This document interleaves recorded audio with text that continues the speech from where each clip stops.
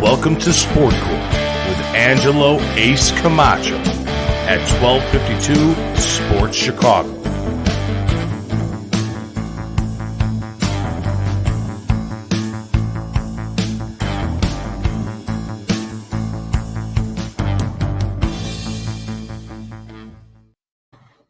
What's up, everybody? Thanks for tuning in. This is the all-new and improved Sport Court. I am your host, Angelo Ace Camacho. With me tonight for the first episode, I got my buddies from the 1252. I got Alan Bratchert, and I got my boy Tarbill. What's up, guys? How we doing tonight? Buddy, how you doing? Doing well. How you doing? Good, man. Before we get started and get into talk and everything, I do want to thank all the sponsors that we have. Without them, this stuff would be a lot more challenging than it is right now. So before we jump into Bruce, we're going to play the clip from Nick and Ivy, give them the shout out, and then we'll jump right into Bruce because he's in the waiting room. All right, sounds good.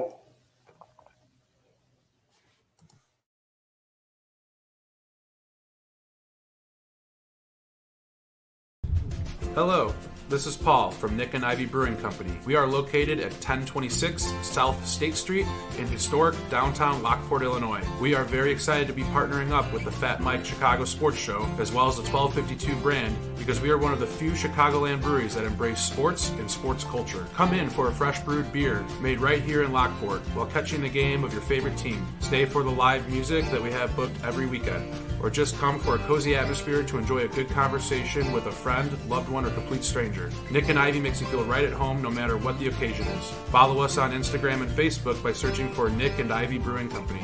Visit our website for our up-to-date tap list or to go shopping on our online store at nickivybrewing.com. That's Nikivy brewing.com. Come in today for a fresh brewed beer born and raised in Lockport, Illinois.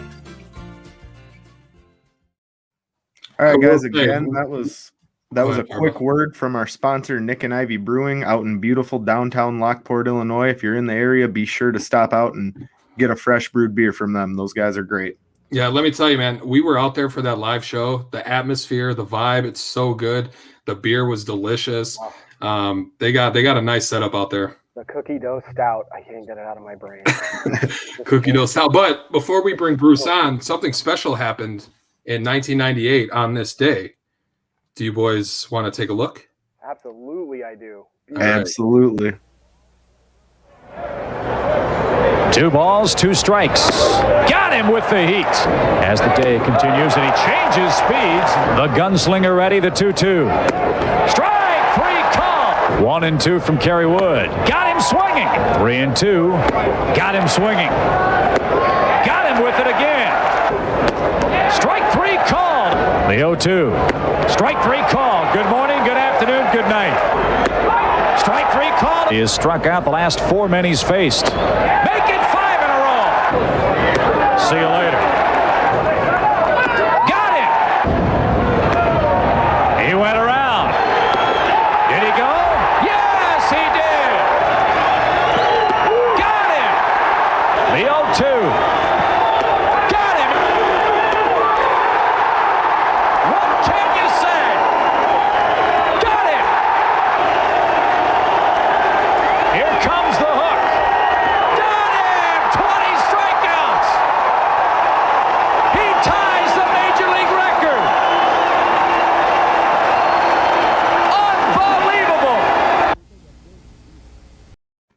Man, that's crazy to watch, right? Because it was so long ago. They didn't even have the little box, now that we get on TV now where you can see where the pitch is. Oh, the strike zone box, that was some nasty stuff, man. Yeah. Oh, beautiful. I untapped potential, man. I just wish it would have panned out differently than it did. All those injuries and stuff, but yep. World-class guy. And I'll never forget that day. I was old. I'm a lot older than you guys, so that's true. I know. I watched that game, and I'll never forget it as long as I live. 23 years now, right? Yeah, 23. Yeah. Wow, that's crazy. So, but without further ado, Bruce is in the green room, so let's bring him on. We can talk about that 20 strikeout game. Bruce, how are you guys? Good. How are you? Doing well. Great. Well, always looking forward to talking a little baseball and celebrating Kerry Wood Day. I just sent him a text. Nice. Every Kerry Wood Day is May 6th. So that was a special day in baseball history with probably what most people will tell you was the greatest game ever pitched. And it's rated that way by many statistical analysis. And, having the good fortune to watch that and see that game was something special. Yeah. So, Bruce, I want to thank you for joining us right away. That was, 5 games into his career, right? Or 6, or that was the 6th game or something like that? Yeah. It was early on. No, I think it was less. It was less, yeah. So what was the feeling like in the city after, that game? Because that had to be something that Cubs fans just clenched to as hope. Well, they felt, like everybody else, that they had a special player who was going to be dominant for many years to come, and, that would lead them to a lot of playoffs. And indeed, even though he got hurt that year and eventually did come back and pitch one playoff game, they did go to the playoffs that year and didn't work out. But Kerry, at that point, was already injured. He didn't know it. Excuse me. But first pitch of spring training 1999, I'm in Tempe, Arizona. He's thrown against the Angels, and the pitch goes 99 miles an hour into the screen, and he had blown out his elbow completely. And that was it for the 99 season. And that all started just from, the mechanics and everything else, from the wear and tear when he was a young pitcher in high school, right to that point, and had to have Tommy John surgery. Yeah, it's so unfortunate. Somebody with that kind of, control at the mound, and there was so much high hopes for him. I know, we had talked in the pre-show about, would you consider Kerry Wood like one of those, the bust or not type of players? And I feel like he is, strictly because of the injuries. But can you chalk injuries up to making a player a bust? Or well, he had a nice career. He just didn't live up to what everybody expected, which was a dominant pitcher winning, 20 games, every year. Back then, pitchers won 18 or 20 games. It was still a regular occurrence, not any longer. But the fact that, he did have a good career, it just wasn't what other people expected. He won 14 games a couple times. He had 200 strikeout seasons. The 2003 season was pretty special. It was a big up and a big down for him and the team in that Game 7 of the 2003 series against Marlins. Everybody talks about Game 6, but Game 7 of the 2003 series, they had a lead. He had hit a big home run to give them a lead, and he wasn't able to hold it. So that was a disappointment for him and the team as well. Absolutely. Alan, you want to ask a question? Well, I was going to revert a little bit to now. Yeah. What we have today. And I mean, right now we're one game under 500. And Bruce, I think my first question for you is going to have to be, what do you really think the right move for this team going forward is? Do you think it's time to just blow this up, or do you think we can actually make a run this year? Because I know what I think. So I think they can add, and I think they're going to be able to add some good young pitching from somewhere else. So I think that COVID, took away the revenue stream for a lot of teams. Now that the governor and the mayor are going to open up the city, that means that we're going to see 60% of capacity for the White Sox and Cubs coming up here very soon. And I think if everything stays the same, I think by July, you might start seeing capacity crowds. With that in mind, the Ricketts family and the Cubs can start spending more money, projecting spending more money. That means going after young pitching that, maybe they can project for themselves, trading with teams like Colorado and Florida and some of the teams that may not be there quite yet, but are looking to dump some salaries. And in Colorado, I think they're looking to dump salaries and start over again. Yeah. So you might be able to get a guy like Freeman or another pitcher from Colorado and lock him up for a long period of time, because they need big arms. Right now, they have professional pitchers who are guys that are contact guys. they need to get some dominant pitchers in there, and I think they will be aggressive, especially because things are starting to open up a little bit. Yeah, absolutely. Segueing on that, just to add, I've had a lot of people ask me this question, and do you think that is exactly why we weren't buyers in the off season? Is just because of the unknown with everything going on right now, or what do you think about that? Well, I think a lot of teams were reticent to trade, period. I don't think you saw a lot of trades, and especially young pitching, young pitching that's under controllable contracts. So you have to find the right situation. But they were definitely retooling, and you're going to see more trades. You're going to see some of the players on the team traded before the deadline on August 1st. But it's an opportunity to build with younger players that are not necessarily Class A or 5 or 6 years away like the Darvish trade, but guys that are ready to produce right now. So if you see a Bryant or you see a Baez traded, I wouldn't get all that upset about it, other than the fact that they want to put their money elsewhere. They want to put it into pitching. I think that's where they're going to go really strong over the next couple of years. They were a team that spent money in free agency on pitching and signed and developed hitters. Well, I think they're going to go a different direction this time. So if you see some of those star players traded before the deadline, I think you're going to see it for controllable, good young pitching, and that's the way they have to go. So, Bruce, if they end up moving on from, Chris Bryant, Javi Baez, even Wilson Contreras, who are the guys right now that they could turn to fill those gaps? Like is Nico Horner somebody that can step up and be at that all-star caliber level, or do they have to go out and find somebody like that? Well, you're starting to see some arms like Steele, who looks really good. He's a left-hander with really good stuff. And, you saw the other night with Thompson.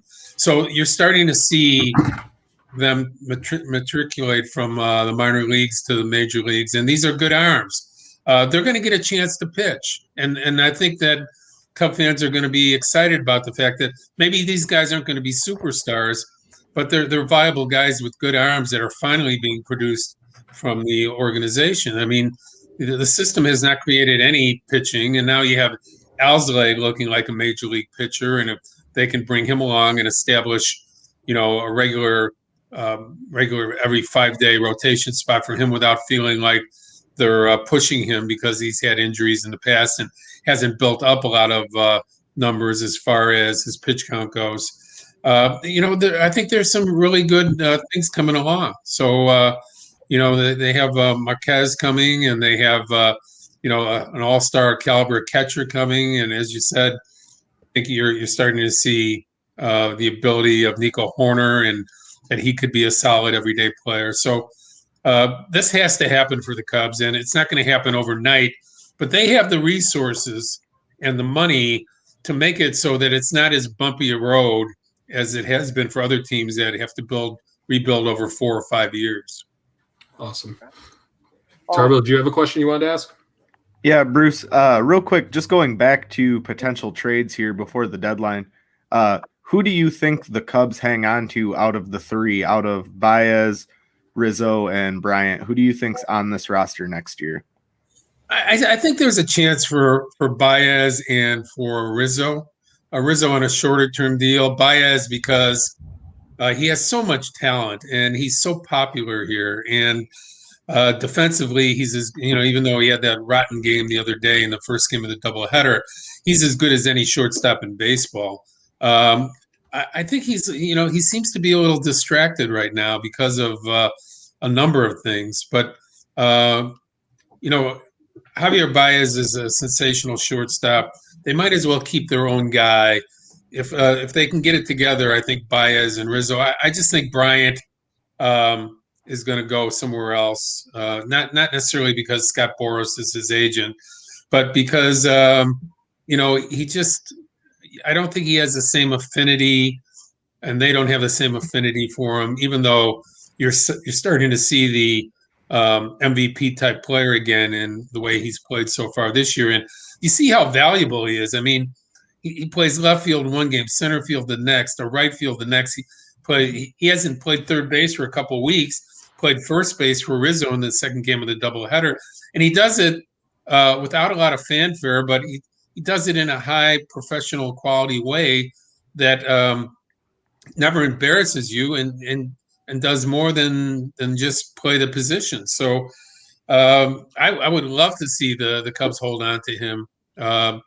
But I just don't know if they're going to have a meeting in the mind of what he's worth and for how long. So there is a second team in the city. I know Alan has a question about potential trades for the White Sox, who are, they're holding their own, but there seems to be another thing, another team that's struggling with inconsistency right now.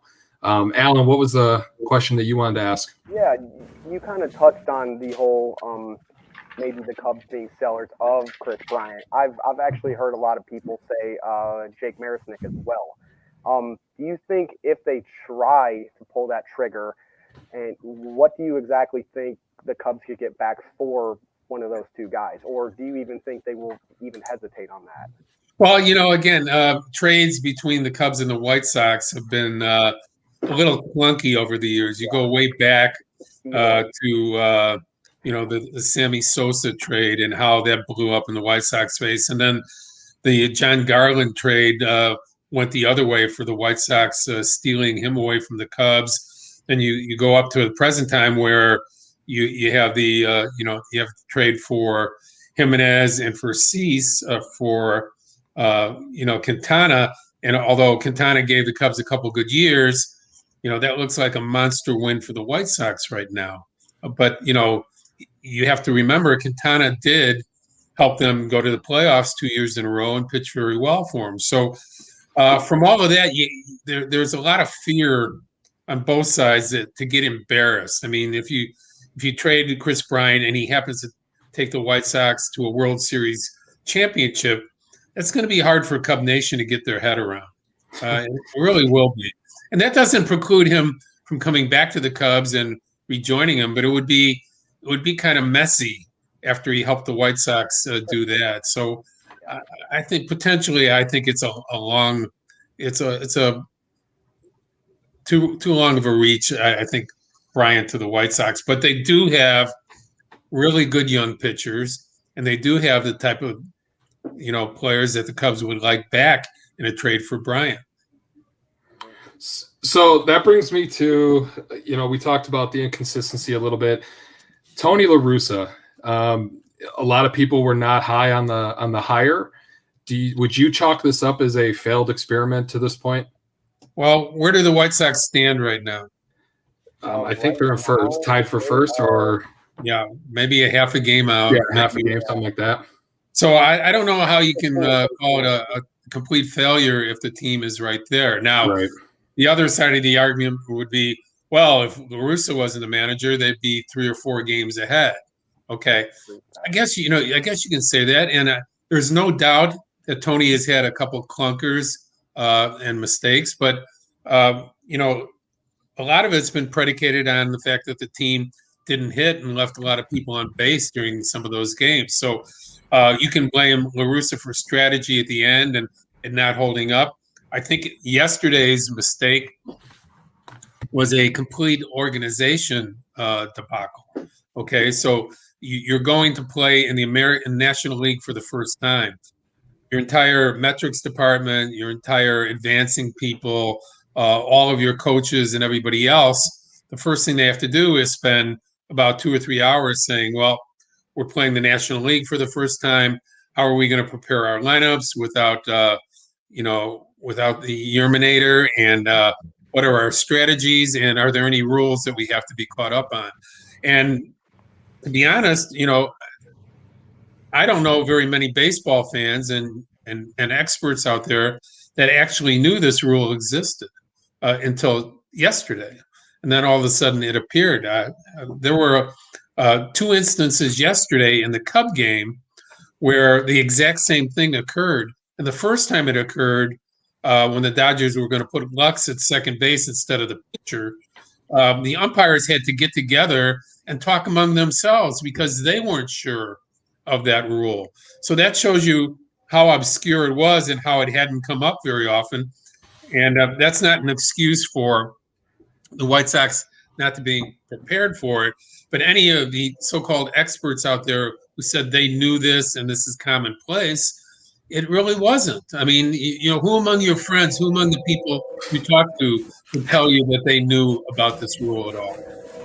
Probably none of us until it happened, right? I mean, nobody in the media until somebody was alerted, and somebody alerted James Fegan of The Athletic, and he broached the question to him. He wasn't 100% sure, but someone had sent him the information, and he was able to ask Tony that question, and Tony had to admit that he wasn't aware of it. Very embarrassing for the team. That particular situation didn't cost them the game. It wasn't a base running gap because it would have been Abreu at third, and with Garcia stealing, Abreu would have been sent on the back end to try to steal home because he doesn't run good enough. So but to be caught looking that bad for an organization and a manager is really rough. And everybody is taking their shots, and rightfully so. The White Sox are embarrassed by it, and there's nothing else you can say. As to whether this is a failed experiment, I think that's a reach. I guess none of the 16 games they won, Tony La Russa had anything to do with it. He's only taking credit for the losses this year. Is that how it goes? Yeah, I guess that's true. Unfortunately, yes. I would say this, to be fair. Tony's got to sharpen up his game. The coaching staff have to sharpen up their game. And if he continues to have quote unquote mistake games, I think by mid-season or something like that, if he decides he's not up to the task, if the White Sox decide he's not up to the task, they'll make a change. But there's not going to be any changes here 24, 25 games into the season. And that was going to be my next question for you, Bruce, is do you see a scenario where they either bring somebody onto the coaching staff who's a little more familiar with these rules and today's game, or B, where La Russa just decides that it's too much for him and he just wants to step away? I think he has so much pride in what he does, and he is so accomplished. 33 years managing, only one manager in history other than Connie Mack, who owned the team and managed it, has managed more games or won more games, and Tony's going to pass him up this year. This is a guy with tremendous pride. He doesn't want to be out there embarrassing himself. If he thinks the game has passed him up, he will quit. Reinsdorf will not have to fire him. He will 100% resign from that job if he doesn't think he's up to it. And if there's any more incidents like this where they aren't up to it, I think he would consider it. So keep your eye on the situation. Everybody will blame every loss on La Russa from now on and not give him any credit for any wins. That's just the nature of it right now because people didn't like the hire. They didn't like the fact that an 85-year-old owner hired a 76-year-old manager and that the general manager was not a part of that hiring. I get it. And La Russa gets it and Reinsdorf gets it. Reinsdorf says, I still think Tony La Russa is the best manager out there for this team for us to win. And as long as he still has that opinion, La Russa will continue to be the manager of the team, no matter whether Jeff Passan likes it or Ken Rosenthal likes it or anybody else. They can write all the articles they want about how there's murmurs in the clubhouse that some of the players don't like him. Every player that I've asked on every Zoom, and I do every White Sox Zoom pre and post, the answers have been all positive. So if there's somebody sniping out there, come out and stand up and be a man about it. And if you're gonna write stories about it, to be honest, Ken Rosenthal is one of the greatest writers in the history of Major League Baseball. Jeff Passan is fantastic, but don't write stories about murmurs from players without putting those names in there. Okay, if you're gonna drag a guy down, let's hear about who's saying it. let's not hear about rumors. These guys are too good at what they do to be writing articles about that. That way.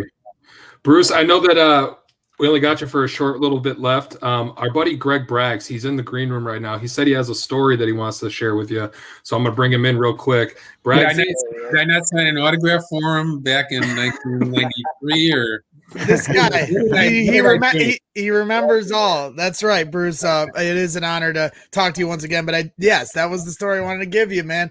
I've been doing this podcasting stuff for a few years now, and it's been a lot of fun for me. And one of the first times I interacted with anybody in the members of the media was with you in 2004 at spring training. And I actually pulled you out of the press box because I was such a huge fan of your work.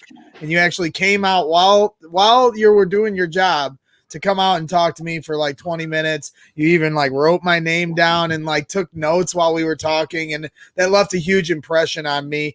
Obviously your work is something we all have loved and enjoyed here, all these years. But that influence in that moment meant a lot to me. And I definitely wanted to share that story along with you. Well, that's great. I've always prided myself on not having an ego about what I do. I've always just enjoyed reporting information, giving information, and feeling like I was being a service to people out there. And if they took the time to recognize me, I always was flattered by it, because I didn't think that was a part of my job to be looked at that way. So if anybody ever stopped me, I always stopped and talked, because nobody that does my job, or even players or managers or superstars, we're all the same. No one's better than anyone else. Sure. And if you can't take a moment to talk to people and realize that you could have a minor impact on their future, that's very gratifying. Yeah. I appreciate you bringing that up, and thank you. Yeah, I appreciate you. You certainly made a huge impact on me. And yeah, I'm banging on the door at the press box at spring training to meet Bruce Levine, the legend. You're the man that broke the Nomar Garciaparra news. That was like one of the biggest moments in Cubs history for a moment there in time. And, just in general, I appreciate everything you do as far as coverage. But that one meant a lot to me. And I appreciate you guys for letting me share that story. I'll go back. No problem, Greg. You know what is cool is that you're in this business now, and I had nothing to do with it, but your love for the game and wanting to be around it, that type of passion is something that really makes me happy. All right. Well, thanks again, and we'll cross paths at Wrigley, I'm sure, at some point, and I'll shake your hand. All right, Braggs, I'll bring you back in a minute. All right, Bruce. Well, again, like Bragg said, it's an honor to get to sit and talk with you.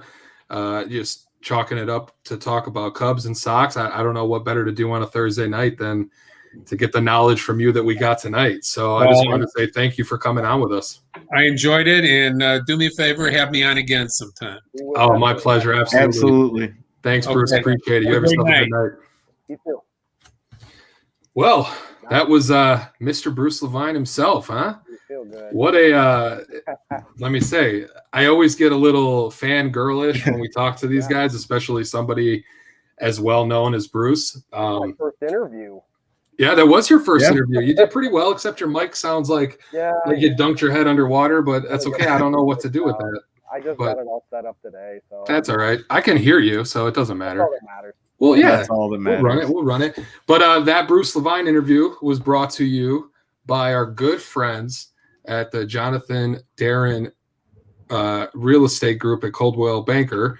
If you want to run that promo for them. Hi, I'm Jonathan Darren, licensed real estate broker with Coldwell Banker Real Estate Group in Homer Glen. Are you looking to buy or sell? Have you been disappointed in the past? The Jonathan Darren team with Coldwell Banker Real Estate Group focuses on providing you with a concierge level of service during the process of buying or selling. We are a service-oriented team with a fresh and professional approach to selling real estate. Our goal is to combine knowledge, skills, and passion to exceed our clients' expectations, and most of all, we We truly care. We are a knowledgeable real estate team focused on offering expertise and innovative solutions for our clients. The Jonathan Darren team has 5 full-service real estate brokers and a dedicated full-time marketer servicing all of Chicagoland. We will customize a detailed plan around your timeline for a sale, purchase, investment, estate, or other needs. Real estate transactions can be stressful, but don't need to be. Let us handle it for you. Visit our website, homesbyjdt.com, or call 708-308-1938 today. Expect better in real estate. Choose the Jonathan Darren team.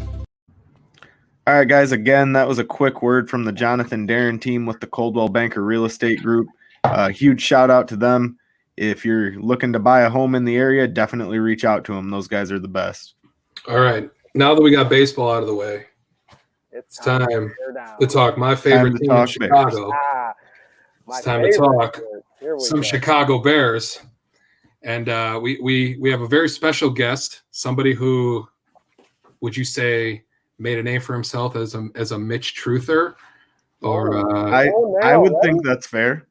I'm just let's bring him on. Braggs, well, thanks for he was already out with us with Bruce. But, man, am I gonna wear this badge forever? No. I heard your take you, on Chris Black.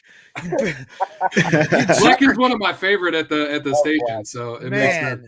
We both have similarly good hair. Put that tagline, me, and I'll never wear it down. Me and Kaplan will be Trubisky truthers till the day we die. Trademarked, of course, Christopher Black. But that's right. You know, it's funny that everyone knows me in that way because it all really started in 2018 at camp, just covering the Bears. But then it turned into the Mitch Mafia thing, you know, as the years went on. And, you know, I'm glad honestly, I'm glad that that's all come to an end because the Bears fan base is so divided, and it has been for so long since I've been a Bears fan. I mean, we were complacent and really disinterested in my 90s childhood, as my daughter's screaming upstairs, so I apologize. But, you know, bedtime's in still about an hour, so she'll be fired up there. But, you know, we were, you know, nobody cared about the Bears in the 90s. It was all Michael Jordan all day in the city of Chicago. And then, you know, when we got to the Super Bowl, I think that changed a lot of expectations in the way Bears fans were. And then we had Jay Cutler when we traded for him. I mean, you talk about Josh Fields coming in. The day we traded for Jay Cutler was an epic moment in Chicago, and then it didn't work out. You know, he threw all the picks. He had the bad attitude. You know, he had a lot of talent, but no offensive line, no offensive coordinator every other year. I mean, that was the story with Jay. And then you moved to Mitch, who I felt was the polar opposite of what Jay Cutler was with the Bears. I loved Jay to start. I could not stand him his last few years, walking around camp, acting like he was better than everybody, totally disinterested in improving the franchise, players running amok at practice and in the locker room. He brings Brandon Marshall here, and the guy just loses it every day in the second year. Mark Trestman gets fired. The whole thing gets blown up, but Jay's still standing on a team that doesn't matter. And to me, when Mitch came in, and it was Mitch, Eddie Jackson, Tariq Cohen, even Adam Shaheen and Tanner Gentry to a lesser extent, when they came to camp in 2017, they breathed new life into this franchise that was running, you know, in the abyss. And 2018 for me was one of the most exciting years I've ever watched as a Bears fan. And then also it holds a special place in my heart because I started covering sports on my own volition. I just walked out there and started covering it for free, and people enjoyed that. And that's really where it took off. But yet now my guy, Christopher Black, has put the Trubisky truth or burn mark on my arm, and it will never come off. But I'm fighting back to that because, like I've said on Twitter today, with Kaplan and Dan Weeder are getting into it because people want to continue to dig up the story of Mitch and who got it wrong. You know, of course, I thought Mitch was going to be much better than he ended up being. But before the start of last year, I just said we should start him. I wasn't saying that he was going to end up a Pro Bowler again. I just thought that was our best course of action. Yeah. Run it out with Mitch one last time. If it works out, great. If it doesn't, wipe the slate clean. Well, yeah, you were on with me and Fat Mike, I think, before the season started, and we talked about that also. Like, where should they go? They brought Foles in. Mitch is shaky at best. I think they did the right thing starting Mitch. Yes, I think if you started Foles, there was very little chance you could go if to they Mitch. really had just pushed their chips on Mitch, they'd have saved their 4th round pick and whatever money they're spending on Foles, and then they just replaced Foles this year with Andy Dalton. Right. And that's all revisionist history, but that's the game that people like to play against Trubisky truthers such as myself and try to twist up what I say and then label me as a meatball. That's, I resent that in a lot of ways, because I said to Chris Bleck in the stands in the year before 2020, when we were still allowed to be at the games, and we were at the Chargers game, and the Mitch train started to look like it was coming off the tracks, and he asked me, what do I think? And I go, well, I would either run it back with Mitch for one more year, or I'd fire everyone and I'd get Jalen Hurts and Lincoln Riley in here right now and do what the Arizona Cardinals did and bring in their head coach and quarterback combination that came out of college. Just copy what they're doing. It worked. And that's not a truther. I said replace him. I mean, it was 2 options. I gave you 2 options, and then the outside curveball was Tom Brady, who then ends up winning a Super Bowl. I would have been totally down with Tom Brady coming here. But yes, then we fast forward as we get to Cam, a long-winded answer here. But, to me, if that ended up being the best course of action. And if I want to shoot back at a guy like Chris Bleck or anybody that makes fun of Trubisky truthers, there's a lot of people, including Chris Bleck, who said that Teddy Bridgewater should be signed here for a 3 to 5 year deal. And I pushed back again on that today and said, we got a lot of snark for the truthers, but where's the snark for the people that suggested we give Teddy Bridgewater a 3 to 5 year deal? And now he got ran out of Carolina in 1 year. And if we had done that, we would not have Justin Fields right now. So we all got something wrong when it comes to the quarterback debate, whether it was Mitch not working out or the fact that Teddy Bridgewater wouldn't have been the right option, or, any of it, or who was starting the year. I said Mitch would start over Foles, and I had a lot of people giving me crap, including Chris Bleck and Adam Dalla and Sylvie and Waddle. And the only one that showed any kind of backbone to say that I was right in that moment was Waddle. The rest of them kind of turned tail and hid for 5 days. And that's okay. That's okay. But it seems like the truthers are the only ones that got to own up when they're wrong about things, which I'm totally fine in doing. I'm no analyst. I'm a fan in the stands. But, at the same time, let's not have selective memory on what we're all getting wrong here. Because if we're going to play the receipts game, it gets a little old, because it's Twitter. I mean, we're all getting things wrong on a daily basis. Fat Mike says something stupid every day. He was, it isn't all I mentioned. But, he's sitting there going, guys, I don't know about this Justin Fields move. Like, what are you talking about? Wake up, buddy. But so that's kind of where I wanted to take this, right? Like, I don't have a whole bunch of questions for you. I just thought we would just go off the hip, man. Talk, we all love the Bears here. The feeling that we had, a lot of us, when Mitch got drafted was, well, it's kind of a weird pick, right? Everybody thought if they were going to move up, they were going to move up for a Deshaun Watson, right? Now we see how that played out. Obviously, hindsight 2020.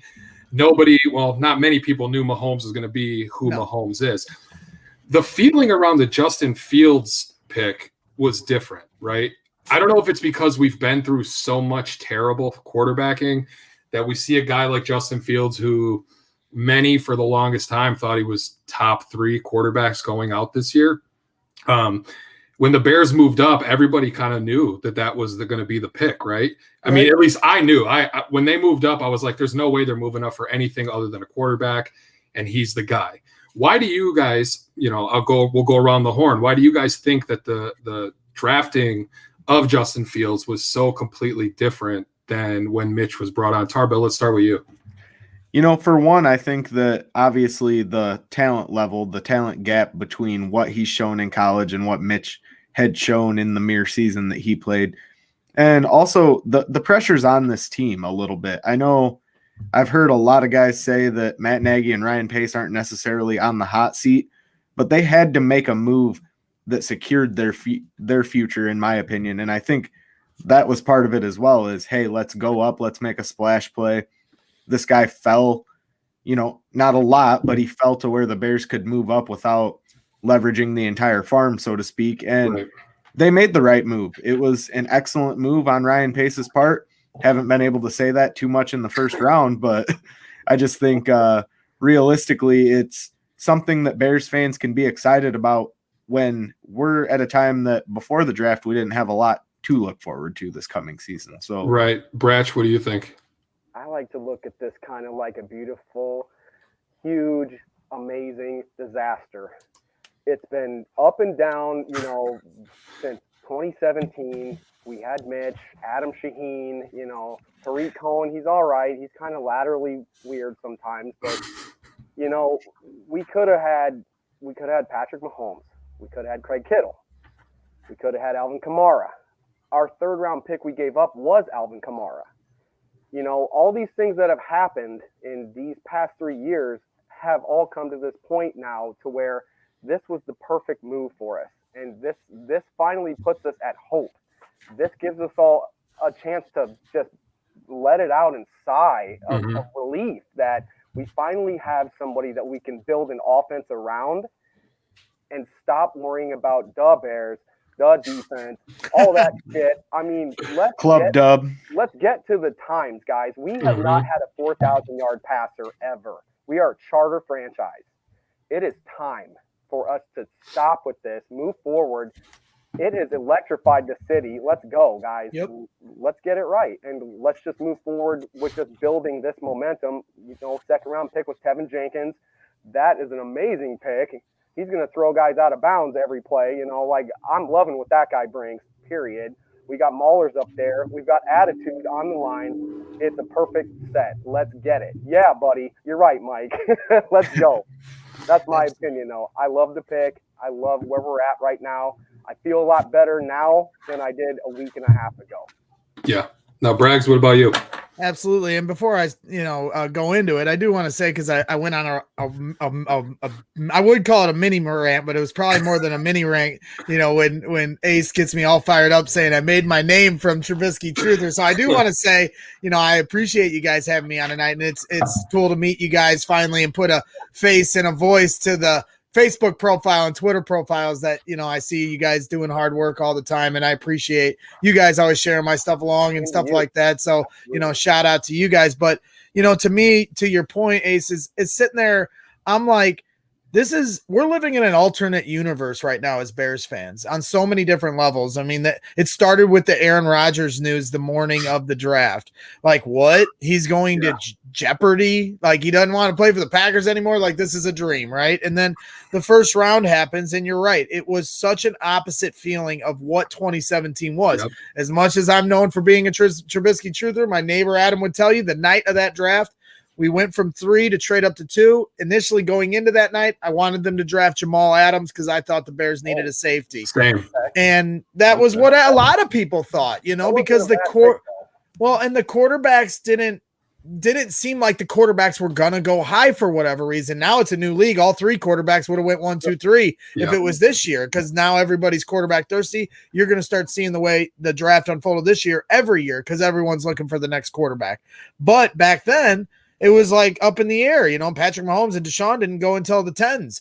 And so you're sitting there when we get to 3, we trade up to 2. And I turn to my friend Adam and I go, well, it's obviously Deshaun Watson because you don't trade up like that unless you're trying to get the premier quarterback. And we all assumed it was the guy that beat Alabama twice. And the last thing I said before they announced the pick was, well, anybody but that kid from North Carolina, because I don't know who he is.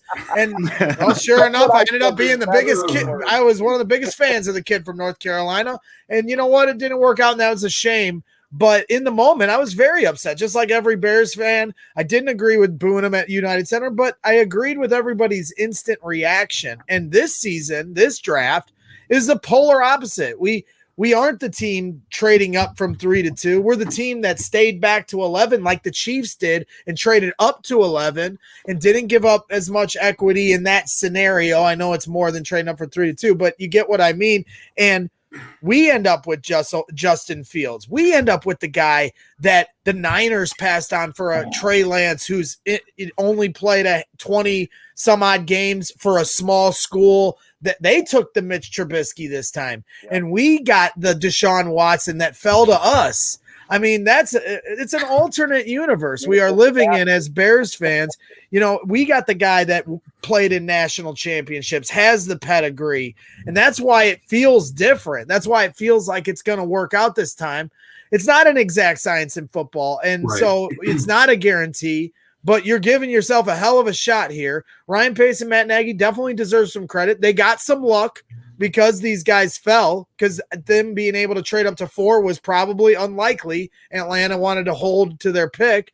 So there took some luck, but it takes luck in sports sometimes. And the Bears have had nothing but bad luck for the last 2 years. I was just going to say that. It's a law of averages. That's what sports is. I think it was on Twitter. I might have even tweeted you, Braggs, about how like the amount of negativity that came out of the 2017 draft overall, player-wise, I feel like it's the complete opposite with positivity in this draft. This is a draft where you get your franchise quarterback, hopefully, right? You get 2 guys that can hold the offensive line down, hopefully, for the next 10 years. This is a draft, and call me a meathead all you want, but this is a draft that really could turn this franchise completely around. You know what I mean? Like before the draft, we were all in just such disbelief that they were going to trot out Andy Dalton to be the starting quarterback. And that might be the scenario this year. He might be the starting quarterback. We were going to talk about that a little bit later, but even if that is the case, we still have something to look forward to with Justin Fields. We've watched him in college against the best competition you can put him against, and he's risen to that occasion. Yeah, absolutely. I mean, there's no reason but to be excited for this move. I was ready to mortgage the entire team to get Russell Wilson, 3 first-round picks, Roquan Smith, and Jalen Johnson. Here you go, Seattle, take them. And they're going to regret not taking that pick. Obviously they would have had to sit at 20, so that pick wouldn't have necessarily ended up to be Justin Fields, who I'm sure if they knew it was Justin Fields and 2 first-round picks and 2 players, they probably make that move. But to me, they couldn't sell to their fan base giving up their franchise guy. But I was totally ready for the Bears to do that. Now it's like we got the younger version of what Russell Wilson was, and we only had to give up next year's first-round pick. And as long as he lives up to the expectations, which is still a big, tall order for him, regardless of his talent level. If it does work out this time, we hit a home run, and Ryan Pace deserves the credit. I saw some things, I don't know if you saw on Reddit, where they were kind of dissecting some of the behind the scenes videos from different teams. And it sounded like the Broncos and Ryan Pace were in talks to possibly trade up to 8. And he held serve and waited till 11 because his guy, Dave Gettleman, and him had something worked out with the Giants.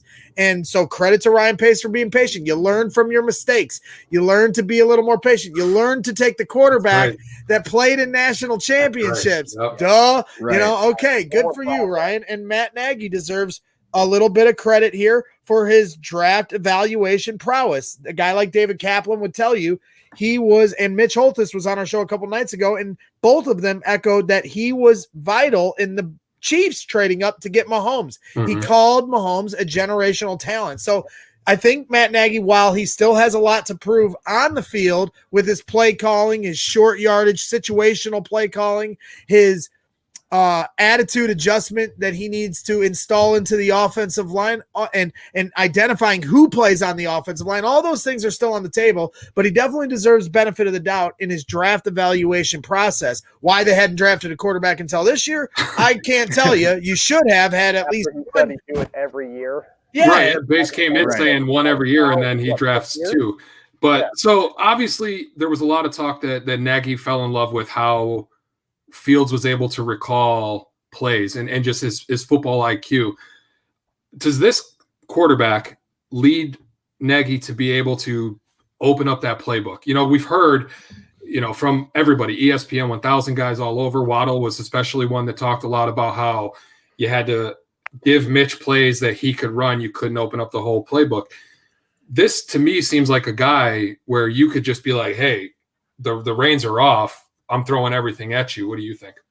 Well, I definitely think that Matt Nagy needs to be careful with that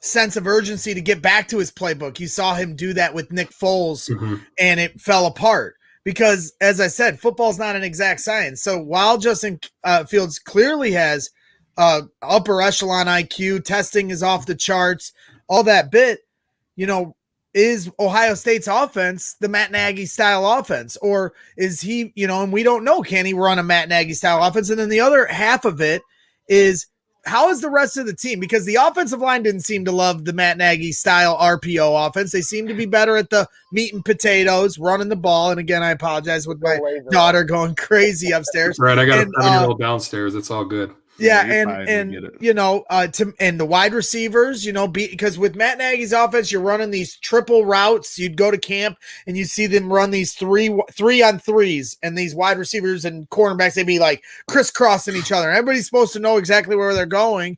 So it's not just the quarterback that needs to be able to run Matt Nagy's offense; it's the entire offense that needs to be able to run Matt Nagy's offense. And I think they found something. He once said, "I didn't come here to run the I formation." Matt, we know you didn't come here to run the I formation, but you still got to run the I formation. Yeah. And when it's 3rd and 1 and you're pitching it to Cordero Patterson, you clearly don't know what you're doing when it comes to running the ball. So those kind of things are still vital in Justin Fields' development. And maybe he can run out there, and now Tevin Jenkins, and they have all these new options on the offensive line, and you bring in that wide receiver Daz Newsome from North Carolina. Maybe all these guys are going to make us become the Kansas City Chiefs offense like that. But I think that he has to be careful with that temptation and just do the meat and potatoes, roll him out of the pocket, just like Mitch to start. Start it slow. Don't rush yourself to 2.0 offense. Play to win the game. Play to your players' strengths, and that doesn't change with Justin Fields. Now, he might be a much more talented quarterback, a much higher IQ, and be able to bail you out in a lot more situations. But if you try to throw the Matt Nagy Denny's menu playbook at him right away, and Matt hasn't proven that playbook works. Bill Lazor comes in and makes everything look good. I get they were playing lesser talent at the end of the year, but Matt Nagy has been all over the place for 2 years with his play calling, and you can blame the quarterback all you want. And as Fat Mike put in the comments earlier, it's not all on Mitch. I can say I'll beat that drum till I'm dead, and I don't care if I got to go to my grave wearing the stupid Trubisky truther mark, but it's the truth. I'm at the games. They're 1st and goal on the 1. I turn to a guy and I say, if they don't run the ball 4 times here for a touchdown, I'm fucking leaving. And they ran the ball on 1st down, and they got a loss of 8 yards. And I was like, never mind, these guys, they don't, it's not an exact science. So you got Tevin Jenkins in here. You got a head start on the interior of offensive line, because Matt Nagy's biggest problem, aside from quarterback development, was not identifying who should be on his offensive line until like week 10, 2 years in a row. He had James Daniels at center way too long 2 years ago, and then finally switched him and Cody Whitehair back. And then last year, he also was playing Kyle Long 5 games too long into that season. Yeah, absolutely. Fast forward next year, he's playing Rashad Coward one game's too many games into the season, and also doesn't identify that Sam Mustipher and Alex Bars can really give this offensive line a shot in the arm until Bill Lazor comes in and they do that. Now all of a sudden things are looking palatable, not right. And I know that the defenses that they were playing towards the end were not the greatest defenses, but you only get to play who's on the schedule, right? So at least they showed up and they didn't get completely run over by those terrible defenses, because then you'd be in an even bigger situation. Like, those were 4 of the bottom 27 defenses in the league. I looked that up. Right, and I understand that, right? But again, at least they didn't get made to look stupid, right? Yeah. They held their own. Right. They were able to put together somewhat of a running game, which I agree with you, Braggs. I think that's the key to this offense. No matter what offense it is, look at even in Green Bay, right? You have Aaron Rodgers. Even if you're not running the ball with him, you make that team so one-dimensional. All you have to do is just get to him, and you fluster him, And that kind of brings us to the next topic I wanted to talk about. You brought it up, before the draft started. All that Aaron Rodgers news broke. I like to call him kAaron Rodgers here on the 1252. Oh, those Karens. kAaron Rodgers. Obvious shirts. Hey, get at me. You can use that on your T-shirt. We'll talk. Whatever. But and I do that in all fun, because as a Bears fan, what do we hate? We hate Aaron Rodgers, right? It was like I woke up in heaven the moment I read that, and then it kept getting more and more steam. And now we're to the point a couple weeks later where it looks like he's not coming back to the Packers, right? Like at first it was like, I live in Wisconsin, so I'm dealing with people, it's not going to happen. He's going to stay. He's going to come back. But the more that comes out, the more just ugliness is coming towards the Packers from him, right? And I don't know how you guys feel about that. Tarbill, if you want to, what's your thoughts on Aaron Rodgers? I think the situation's gotten a lot worse than anyone anticipated it to when that news initially broke. I kind of thought, okay, it's a draft day play. Nobody's paying attention to Rodgers. He wants to be noticed.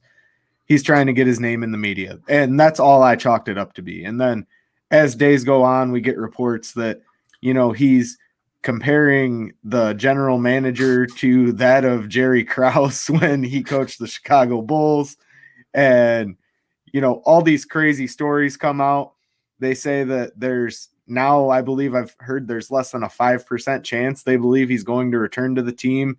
It actually broke today that the quarterback situation in Green Bay's obviously a dire one, and they're looking at other options because if they don't secure Rodgers, they only have one quarterback on the roster, and that's obviously a huge problem moving into this season. So I think there's a lot more to it now than there was 2 weeks ago, and as a Bears fan, I would love to see Aaron Rodgers get moved out of this division. I think we all would agree with that, but ultimately, it comes down to what's this guy going to do? Is he going to retire and pay Green Bay, I believe it's $11 million each year, the next 2 years back out of his signing bonus if he does that? Or are they going to trade him to another team?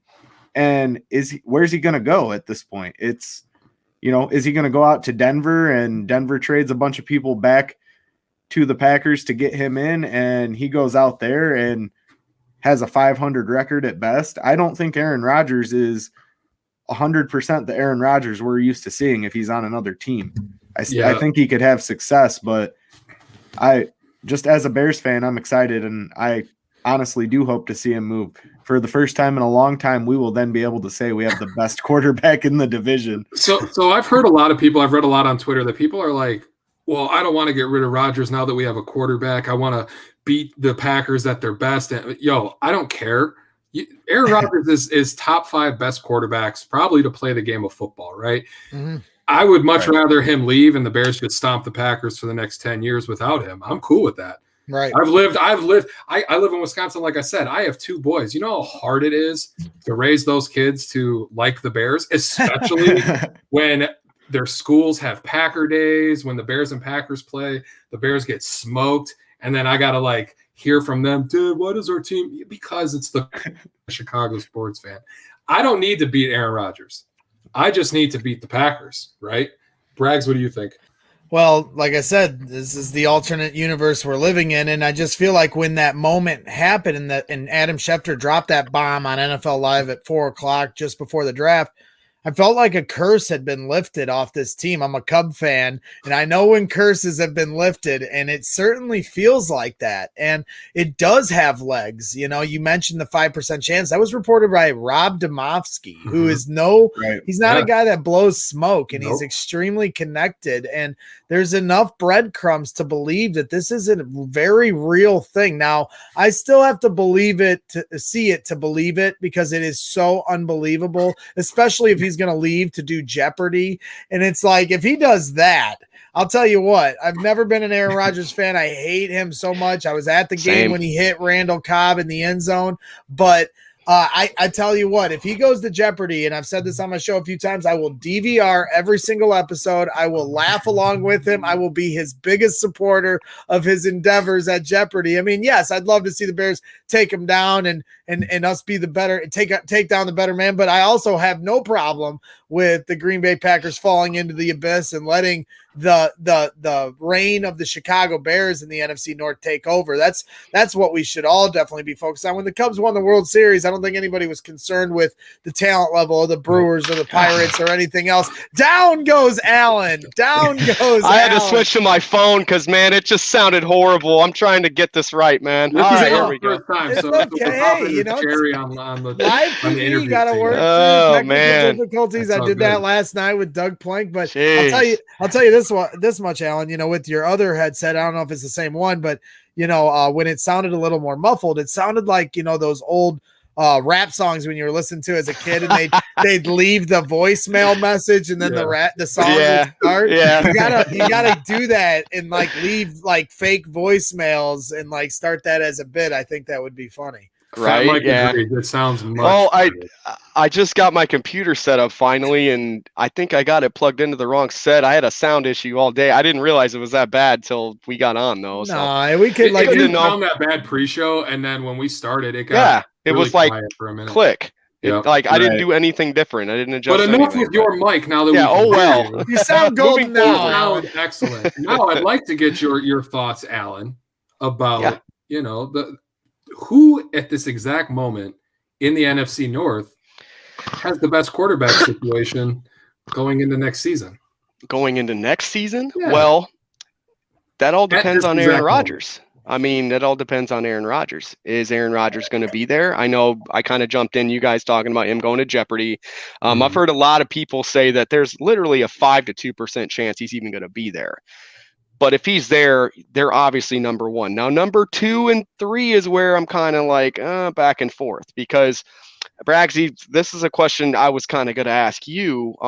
Do you think that they're going to start Fields day one, or do you think he's going to sit a year in the back room? Because that's also something that kind of changes my answer, because I don't know how I can compare Justin Fields to the other 2 guys in the NFC North right now.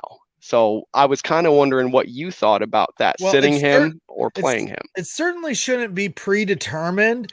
Anybody saying he should sit in a whole year right now or start week 1 right now is just shooting from the hip. They're not saying any of that with an informed opinion. They're just saying it because that's what they want. Yeah. But it's Justin Fields that will decide that. There's 2 comparisons you can go to. You hear the Bears front office talk about the fact that, in Kansas City, they let Mahomes sit a year, but there's differences in that scenario. Alex Smith had a career year that year and was already with the Chiefs as a veteran. When Mahomes came to camp, Alex Smith was the veteran in the house. Andy Dalton's coming in just as fresh as Justin Fields. And as Angelo mentioned earlier, Justin Fields' IQ is off the charts. So you're talking about a guy that's going to come in and probably pick up this stuff fairly quickly. The other comparison you can take to is Russell Wilson, who Justin Fields compares his game to. Well, Russell Wilson came in as a 3rd-round pick, had to go up against Matt Flynn, who was he had just signed that year, just like Andy Dalton, but for a much crazier contract, like $56 million.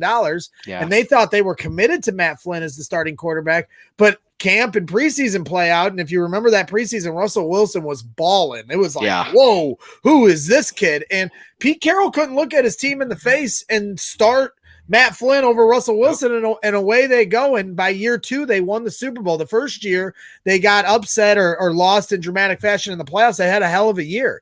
So it's hard to say which one. I don't think it'll be a full year of Justin Fields sitting out. It's only a matter of time before he's truly ready. Now, are they guarded and want to make sure they do this 100% right? Sure.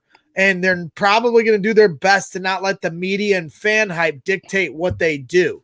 Because I think maybe Nagy or it wasn't Nagy at the time. I think Fox and the Bears front office did start to hear the boo birds from the fans 4 weeks into the season. Mike Glennon was that bad, so they had, even though they wanted to sit Mitch for a year, they really had no choice because they were embarrassing themselves. Yeah. I had talked to George McCaskey outside the stadium at week 2 of that season. They played the Steelers, and Tariq Cohen had a dramatic almost touchdown. Jordan Howard with the walk-off touchdown.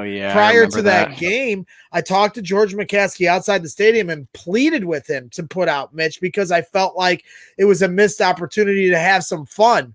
Little did I, who knows how it would have played out with the development, and did it stun his growth, or did he just not have enough talent? Who knows? Probably the latter, and we can just leave it at that. Right. But, I was also talking to Dow Loggins in the tunnel that day, and I was trying to plead my case to him. We had an argument literally in the tunnel as he was walking out, and I was like, why don't you play the kid? And he turned around and was like, you think I don't want to play the kid? And I was like, whoa. And I was like, well, hey, if you don't, you guys are going to get fired, and then someone else is going to reap what you're sowing right now. So I'd be playing the kid if I were you. Mike Glennon's garbage. He's all these fans in the tunnel are looking at me like I'm nuts.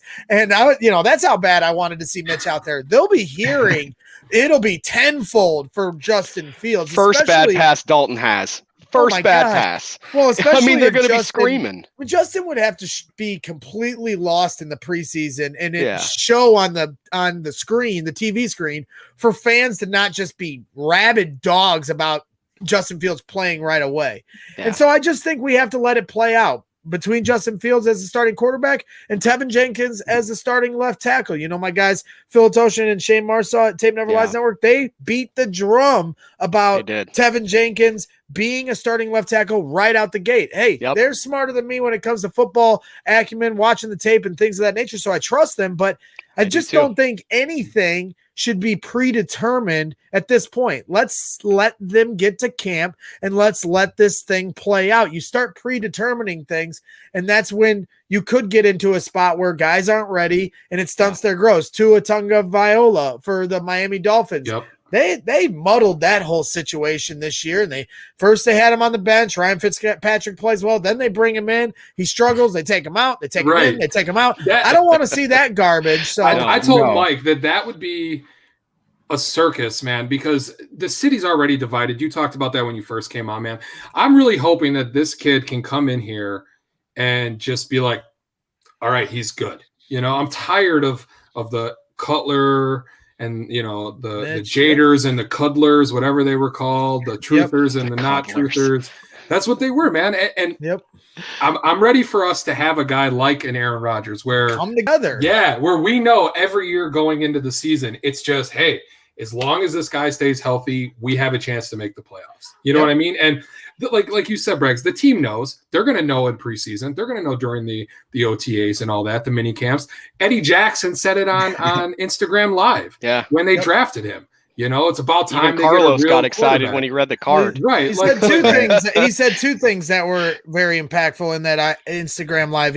First, he said, we got a black quarterback. And he had to, you know, he's a black man. He's come up through the ranks. There's a lot of guys on that team that are going to identify with Justin Fields in a bigger way than football. That's just as important for the fan base, for people that identify with him, and for the players. Eddie Jackson said that that's his truth, and I respect that. He's fired up to get out there right now to go to war for Justin Fields. And then the other half of it was we finally got a quarterback, you know, and you know what? That's fine because he's excited for Justin Fields. They made the right move. I thought it was a bit of a pot shot at Mitch Trubisky. I do too. And I thought it was lowbrow of Eddie Jackson to do that when you consider, you know, Eddie, you didn't play that great last year. Eddie's not perfect either. Yeah, he's blowing a lot of tackles in that field. Team. And it's easy for Mitch Trubisky to be the latchkey kid. And I should know because I've been a latchkey kid. When I bricklay, my old timers I work with treat me like I'm the latchkey kid. I get treated like the latchkey kid most places I go. So I know what it's like to be a latchkey kid. And Mitch Trubisky is that latchkey kid. And I think it was unfair for Eddie Jackson to say that when you consider, you know, they didn't backdoor their way into the playoffs last year because of your tackling, Eddie, or the defense is playing. So so Mitch Trubisky, to a less extent, and Bill Lazor to a bigger extent, literally saved Matt Nagy and Ryan Pace's jobs, and maybe they very well did. And then we end up with Justin Fields because of all of this. And sometimes fate happens for a reason. And yes, Mitch blows. He didn't play up to snuff. But I'll take a Bragg's line.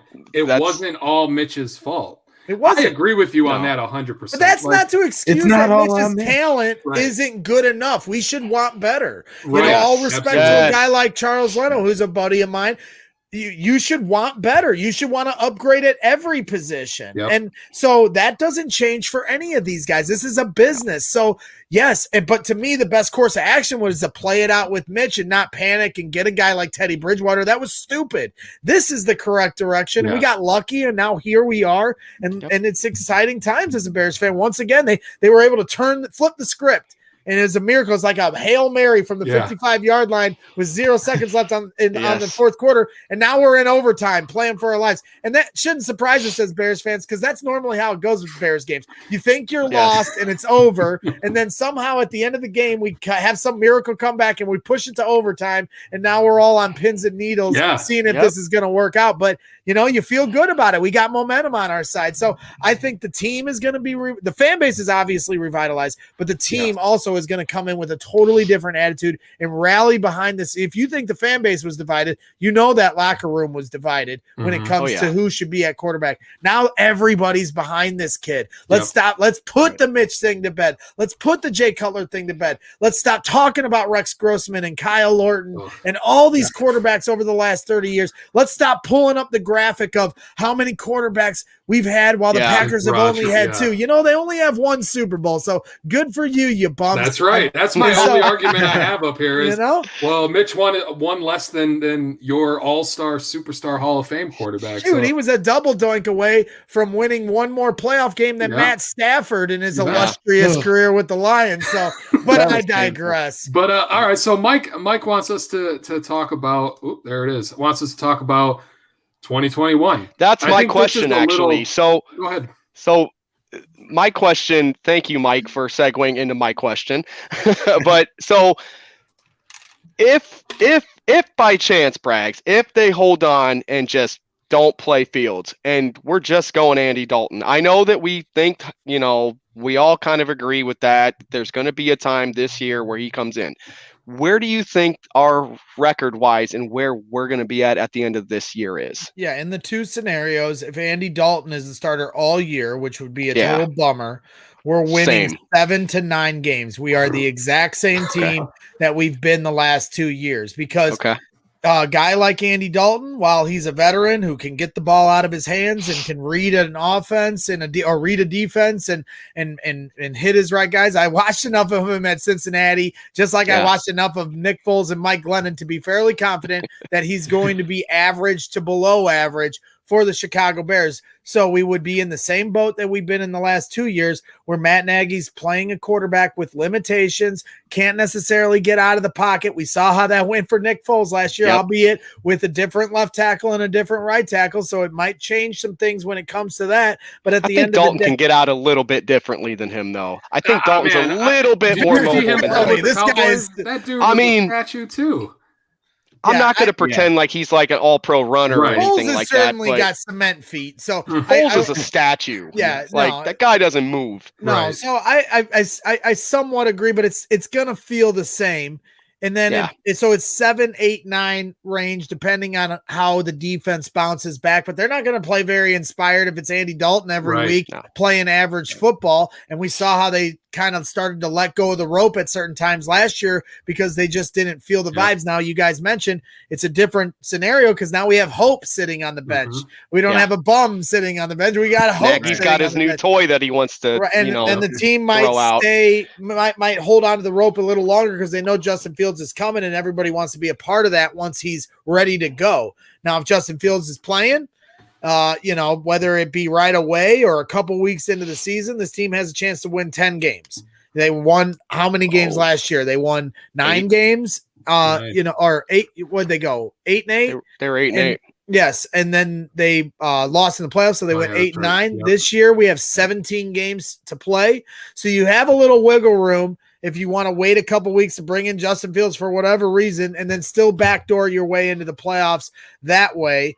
I saw a guy like Justin Herbert throw for over 4,000 yards, I think, in like 13 games last year. So, maybe a guy like Justin will come on like that. Deshaun Watson, I think, came in a few games or like halfway into the season for the Texans. If that's how it plays out personally, I hope. I'm not forcing it, but I'm hoping Justin Fields is ready to go right away. Tevin Jenkins is ready to go right away. This division is for the taking. If Aaron Rodgers is going to be gone, Jared Goff is garbage. Whatever the Vikings do is irrelevant. So, not to completely start getting lost on the sauce, but that's how I feel about things. We're the team to beat now, especially, even if Rodgers comes back, that relationship is that. I'm not saying how hard is he really? I don't know about that. No, I'm saying no. Absolutely, Aaron Rodgers is the best quarterback in the league. Him and Russell Wilson, top. I'm just saying that relationship is so bad that even if he comes back, I think he still throws it on the field, though. 100%. I still think he balls out just to spite them. Oh, yeah. You know what I mean? He did that this year. So I agree with that. But I just feel like that toxicity is a good thing for the Bears no matter how it plays out. So, yes, Jared Goff is worse than Mitch. Yes. Trubisky. Which is why, okay, so No, earlier it's about the same. you asked me where I thought the quarterbacks were. Aaron Rodgers, if he's there, you've got Cousins there, and I think honestly, if you bring in Fields out, Fields is probably third, getting ready to pass Cousins by the end of the year. I mean, he's just got a couple little quirky mechanical things that I'm not super about yet. I know I'm being skeptical or whatever, but there's some things I think mechanic-wise he needs to work on just a little bit. Watch your language, Mike. So how many wins? That throwing motion. I told you either. For me. Oh, sorry. Go ahead. Mike, 8 wins. If it's, I'll give you 8. I'll split the difference in the 7, 8, 9 with Dalton. 8 wins, so we'll go 8 and 9 with Dalton. 10 wins, 10 and 7 if we have Justin Fields right out the gate. It's impossible to predict because we don't know when Justin's going to quarterback or what game he's coming into. Yeah. If Rodgers doesn't play for the Packers, who wins the division? The Bears. I agree. 100%. I agree 100%. You know how fired up to see you. You thought Club Dub was an unstoppable force. Schedule, this though, man. team is going to be so fired up. That schedule is But brutal. if Justin Fields starts week 1, I truly believe that this team hits a different octave. Call me meathead. I know Mike loves that. Call me. I feel like Satan himself booked our schedule this year. It's fucking brutal. It's you can do that every year though. It's too far out to say how tough the schedule is going to be. There's so much turnover in the NFL, and there's always good teams that end up bad and bad teams that end up good. We know that as Bears fans more than anybody, and so there will certainly be that transition of teams. And then you also consider the fact that there's an extra team that makes the playoffs, so they have a chance to definitely make the playoffs in that regard. But I just think when it comes to the vibes and the freshness of Justin Fields, this team is going to come out with their hair on fire. It's going to be like Club Dub will be rejuvenated. I thought they needed to put that to bed after 2018 because it started to get kind of cringe to watch them Club Dub after 6 straight losses and shit like that.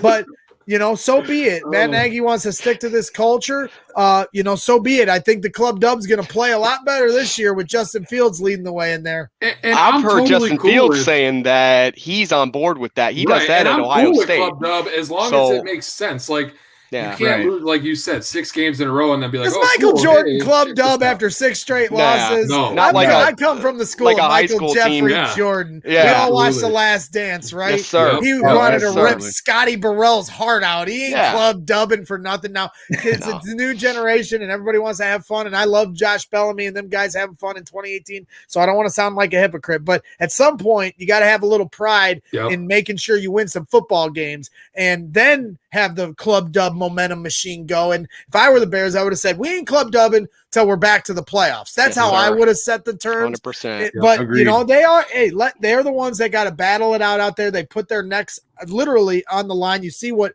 Steve Mongo McMichael and other players have had to battle through post-career. So I'm not trying to say that they shouldn't be having fun out there, but as a competitor, and I'm a competitor, I go out and lay brick better than fucking anybody. So I know what competing is all about. Tough gig too, by the way, man. You got to have a little pride in yourself. You got to go for that. And exactly. Thank you. And yeah, absolutely. But you got to have pride in what you do. And Club Dubbing after 6 straight losses isn't having pride in what you do. No. With all due respect to the guys I root for out there. So let's hope that they get back to business this year, and then all the vibes and all the good times are going to roll.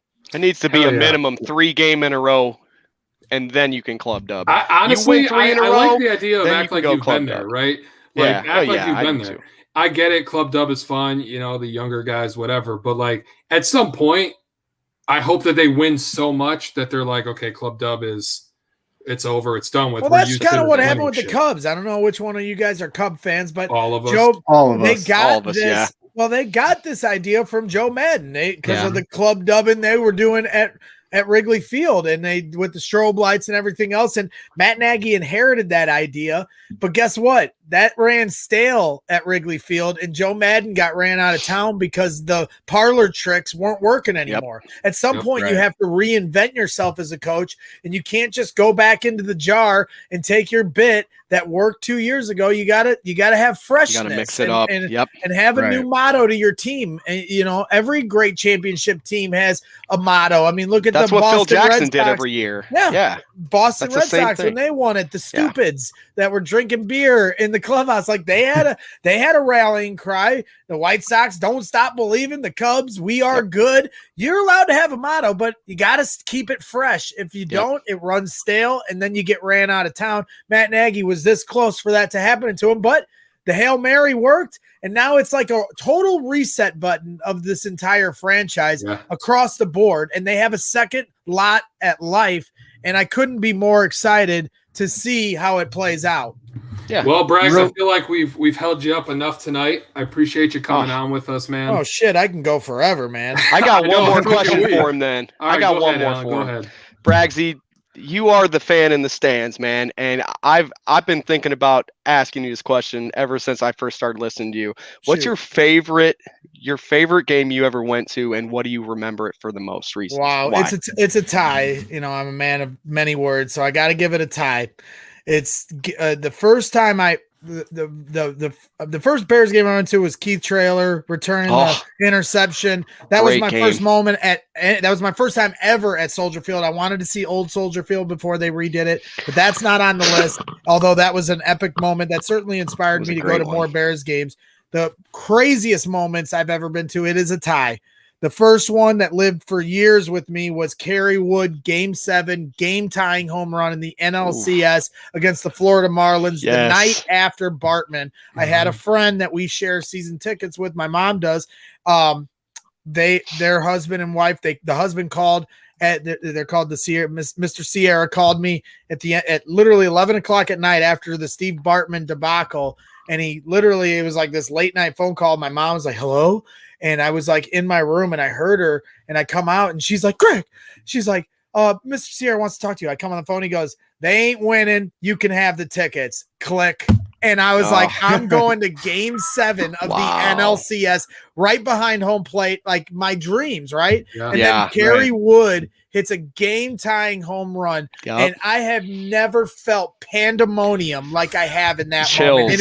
And it puts chills on my back literally right now. I put chills on me when that happened. And the place shook. People were like holding their babies up. I turned to my mom. I was like, I am rioting after this game.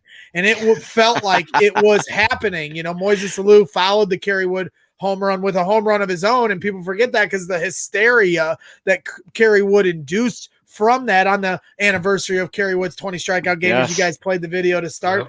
And Kerry Wood's a legend in that regard. And that held for the top moment for me forever and inspired me to go to every game that I've been to because I chase that moment. Every time I go to a game, I chase that moment. And I go to baseball games for the walk-off. I go to Bulls games for the game-winning shot. And that's why I go. I can watch the Bulls are winning by 20 right now. That's fine. When I go to a Bulls game, I want to see Derrick Rose hit the game-winning shot at the buzzer because I want that feeling that I felt when Kerry Wood hit that home run. There's nothing I love more than the pandemonium of Chicago sports fans. So that certainly is right there. But the tie that I have to give it to is my guy, and I always come out because he's my guy. But Sasha Stefanovic, who now plays for the Purdue Boilermakers, I watched every dribble of his in high school because I was good friends with a teammate of his, Andrew Kennelly, and I got to know Sasha through the years of following them in high school at Crown Point High School, my alma mater of high school, because I didn't go to no college or anything like that. And, so to watch them go through the high school ranks and then junior year, they have a sectional championship at Crown Point High School because they change each year where it is. So it was at their home court, sectional championship against their bitter rivals in the region, the Valparaiso Vikings. And there was a lot of Division I talent on the court that night. You had kids that went to Maryland. On the other side, Brandon Newman was on the bench. You had three guys D1 on their side. And to Crown Point's credit, they had a kid going to IU, a kid going to Purdue, and a couple D2 players. And I'm telling you, I'll take it to my grave. It's some of the best basketball I've watched and one of my favorite teams I've ever followed for a 4-year period. And Sasha Stefanovic buried a 3-pointer at the buzzer, down 3, to push it to overtime, and it was the Kerry Wood moment because the entire town, the entire region was there. All of Valpo and all of Crown Point were there, and the support of high school sports has kind of fallen off in the last couple decades from what it was like in the 90s as a kid. And that day was like one of those days where everybody in the region came to see this. There was so much talent on the court, and the line to get in was all the way out to the street from the parking lot of the school. It was insanity. And I was sitting courtside, mid-court, and I had my Snapchat phone on. Back then I was doing Snapchat videos from the stands. And we were down 3. The kid for the other school who ended up going to Maryland, Steve Helms, he hit one free throw, he hit both free throws, and then they didn't guard the inbounds because there was only 5 seconds on the clock.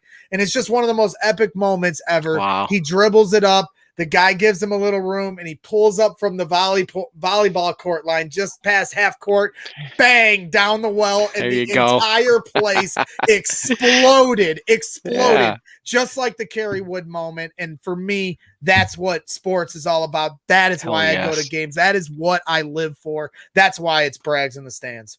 Hell yeah, man. Thank you again, Brags, for coming on with me, man. I appreciate it. Anytime. I want to bring you guys on my show as well. Absolutely, man. I appreciate the support. Appreciate you guys. It's humbling when people ask me to come on as a guest because I'm just a fan just like you guys. I ain't nothing special. I'm not an analyst. I'm just like you guys. We're all just like us, man. Just trying to have fun, fake it till you make it situation. And I try to support everybody in their endeavors because I know all the support I get from people is I truly appreciate it. And none of those people, including you guys, have to do those kind of things. You know, Alan, you have all these Facebook pages. You let me share my show along, and all you guys do. And for me, it is very gratifying, and I always try to pay it back. And I appreciate you guys. I enjoy your content, and I'd love to bring you guys on Brags in the Stands where we can kick it around and do it that way too, man. It's all about community and lifting as we climb. Yeah, I promise I will have a better mic by then. I will fix my problem. You're sounding golden right now, man. No, I'm not doing it on my phone. No way. I've been through plenty of technical difficulties, so don't let Mike give you any shit. You gotta get. That's how you learn. That's how you learn. Man, I really appreciate you coming on with us, man. Yeah. We look forward to jumping on your show. Why don't you let everybody know where they can find you? Yeah. I mean, you can always find me harassing somebody out in the streets of Chicago at Wrigley or Soldier Field United Center. But if you want to find me at Soldier or online on social media, at gbrags23 is my personal account. At Brags in Stands is my Twitter account. You can search Brags in the Stands on Facebook or YouTube, and you can find our channel that way. And we're doing a lot of fun stuff. I just paired up with the Collector's Cave, a memorabilia company. No, Mike. What did he say? What did Mike say? He wants an invite, and I said Mike, no. He can come, but I've had enough airtime with Mike, man. Between the two of us, we can make a 4-hour show go quick because there ain't enough airspace for the rest of you. So, but no, I've been linked up with a Collector Cave memorabilia company who's located out of the region, and I'm doing a fun giveaway with them where if you retweet and follow their account, you can have a chance to win a Justin Fields stitched jersey that you can wear, and it's free. All you got to do is retweet and follow their. 1252 is about to retweet. I'm getting that jersey. Tweet out on Brags in the Stands, so find some stuff like that. And yes, Mitch Ballwasher, resident Mitch Ballwasher, King Truther, whatever else you want to call me. I'm a man that wears many hats. I love you too, Fat Mike. You're my protege. Well, and now you've got your own proteges here. You guys are doing a fantastic job. But yes, a year ago, a young babe in the woods named Fat Mike came across my timeline, and he's rocked my world ever since with his craziness. And we used to call it the Rolodex. He'd bust out and making all the phone calls at 6:30 in the morning to all of us. But I love his passion. When I first jumped on with Fat Mike, it was like every morning, 6 o'clock. I'm like, dude, I thought it was just me. He's calling all of us. He'll call Kaplan at fucking 6 in the morning. This man is insane. Yeah, but Cap's up doing his Pilates. I know, but I'm just saying, I'm always guarded about how I deal with people in the industry. And Fat Mike's like the bull in the china shop. We first meet, we're doing a show together, and he's calling me, he's calling all of us, and then he's hitting up Cap and all these guys. And I'm like, he making my head spin because I'm like Mr. Nervous all the time. I'm like, Mike, you got to chill. He's like, no, Brax, I got this. Da, da, da, da, da. I was like, all right, man. And you know what? To his credit, he knows what he's doing. Yeah. What you guys are doing over here at 1252 is really cool. And to watch you guys blow up with the whole Jim McMahon interview was really cool to see. And definitely proud of all you guys for facilitating that and the work you're doing overall. You guys are doing a fantastic job. Keep up the good work. If you keep grinding away, keep taking those little jabs, eventually you'll hit a home run like you did the day you're on freaking TMZ and PTI. That was nuts, man. That's all it takes. My mom calls me. She's like, do you know that you're on TMZ right now? And I was like, what are you talking about? Sends me the link. I was like, holy shit, that's insane. It's just a little, I know it was like 5 seconds of fame, but hey, man, it was. Well, and you know what? Mike did, and no fucking no clue it was going to go that big. And you keep at it, man, and you'll hit more home runs. That's how it works. If you stay consistent and true to what you do, stay true to yourselves, and those kind of things will continue to fall into place for you guys. And you'll have a fan in me. I'll continue to try to support your work as best I can. And man, keep up the great work. Thank you guys for having me on tonight. Thanks, Brad. Thank you for letting us be a part of this. Yeah, absolutely. Thank you for letting me get a word in with Bruce Levine too. That was really cool. Yeah, absolutely, man. Like I said, we're all in this together, whether we're together or not. You know what I mean? We're a cool little fraternity that I really kind of like now being a part of. It's a great group. You know, you guys, Phil, Shane, all those kind of guys. Yep. There's no competition with us. It's just all of us working together. You know, we're all doing our own thing, but at the end of the day, we're all on the same team and we're all wanting to do the same thing. If just like you said. If a guy like David Kaplan can go out of his way to support the little man and do things like that, we all can support each other. Absolutely. And he taught me a valuable lesson that you lift as you climb. You don't climb and push people down and climb over them. You lift as you climb, and then you get up there. You get to the top of the mountain much faster. And if that's what we're all trying to do while we're having fun, that's how it needs to be done, man. So certainly happy to be a part of that help. So you guys keep it up, man. And thanks again for having me tonight. Same to you, sir. Yep. Have a good night, man. Greg. Have a good seeing night. you. Yes, sir. We'll talk. Well, Greg Braggs, man. Greg A lot of words of guys. wisdom from Greg, huh? That was a real nice. He's always nice bringing it, man. there. Hell yeah. Absolutely. I love it. That was a fun show, huh? But before we go and wrap this stuff up, why don't we play the last little bit we have here, Tarbell? Call Mike Biladi, the best fucking lawyer in town. Oh yeah, man. Who's that? Who's that, Tarbell? That was our guy, Mark Berardi. Mark, we have a few words to say here. Real estate is hot right now, and you need an attorney to handle this. Mark Berardi does all of the long shot. He's a straight shooter, no fancy language, just to the point. Gets it done, no BS. Also does real estate, planning, trust, wills, power of attorney, probate. Great reviews, has a big team supporting him. They're all down to earth and as normal as he is. Check him out if you're in the Homer Glen area. He has located in Homer Glen as well as New Lenox and handles real estate all over Illinois. And with that commercial, sounds like an awesome kind of guy that I'd want to hang out with. I mean, his kid, obviously. Every time I hear that, I laugh. I love it. Let me just say this, man. I want to start by thanking you two for being on with me tonight. Everybody who joined the chat, Fat Mike was definitely the active guy there. His messages always stand out. But everybody, man, for Braggs, for Bruce, it was a killer welcome back, I feel. Sport Court's back with a vengeance. And I look forward to many more episodes with or without you guys. And hopefully, going forward I can touch on a little more serious topics like I want to.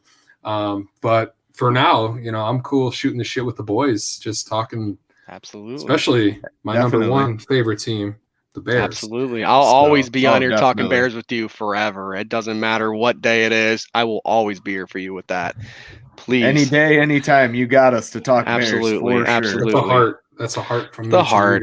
Heart emoji. But nice. That's what I was talking about. Mike put like a little, I don't know what that is. Is that an eggplant? Yeah, that stands for a penis. Jesus. I'm pretty sure. Here we go. Oh God. There goes the serious show I just out want the to window. thank you guys. Thanks everybody for tuning in.